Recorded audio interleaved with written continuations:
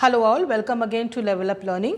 Now we are going to learn about past perfect continuous tense. Now this tense is used to talk about the action which is started yesterday and still continuing. So let's learn the example with the formula. Now the formula is subject plus had plus been plus first verb plus ing and the object. Now understand the example first. You had been hunting yesterday for 2 hours. Negative, you hadn't been hunting yesterday for 2 hours. Positive question 1, had you been hunting yesterday for 2 hours? Negative question 1, hadn't you been hunting yesterday for 2 hours?